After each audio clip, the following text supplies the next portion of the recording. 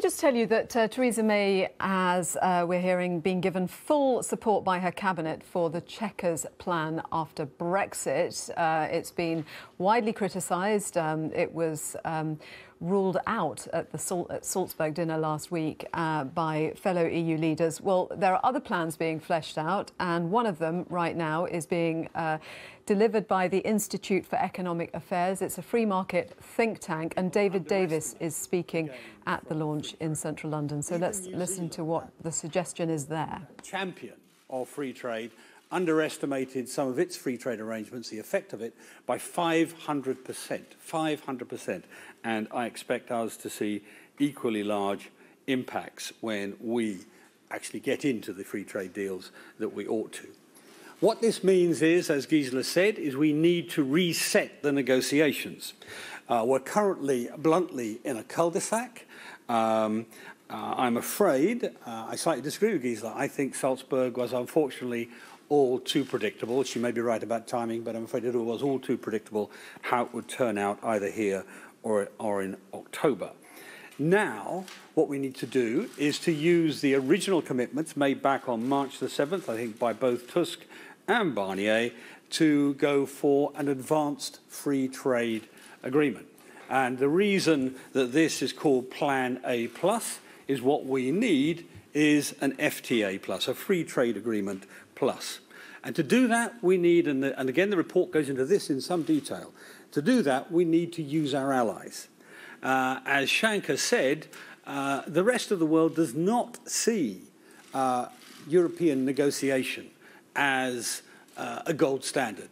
Just the opposite. They see it as an outlier. They see it as anti-competitive. They see it as protectionist. Incidentally, one of the reasons that many big companies like European negotiation is precisely because it is protectionist. There's a tremendous case study in here of the REACH, the chemical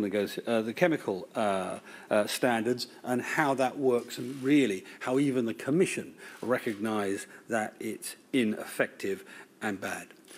Now, I don't agree with every word of what Shanker's written. It would be very surprising in 130-odd pages that two different people would agree the same. But I agree with 90-odd% of it. It's probably true to say that if this had been the white paper, I'd still be in government today.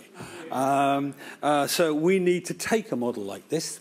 We need to grasp the Brexit prize, and we need to act properly for the enormous benefits that are to be had from a proper free trade policy. Thank you.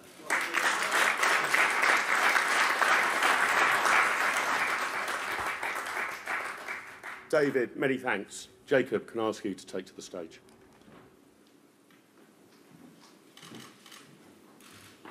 Well, ladies and gentlemen, it is gloriously appropriate that we are talking about free trade in the Gladstone Library, because Gladstone got rid of more tariffs in his budgets than any other Chancellor of the Exchequer in history. And he took over 4.5 hours to do so, which you'll be glad to know I'm not going to do.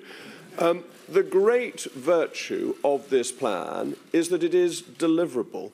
It is based on precedents and extending what is already done, and it works towards a Brexit prize. Keep that phrase in your minds, because so much of what we have about these negotiations has been about managing decline, has been about how do you have the least bad Brexit. This is about how you have a fantastic Brexit that sets us up for the next generation and ensures our prosperity. So it's a really exciting and good paper looking at Britain's position not just in the European context, but globally.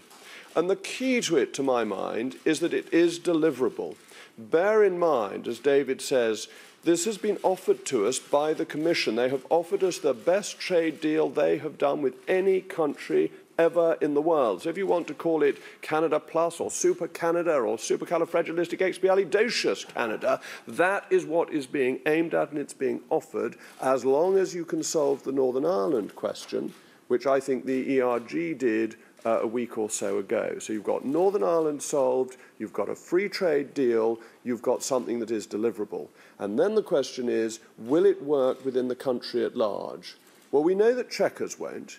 And we know that there is nervousness about leaving purely on world trade terms. So if people are focusing on what the real options are after the EU has comprehensively snubbed the Prime Minister and the country, then the real option that faces the nation is, do we have a free trade deal or do we leave on world trade terms?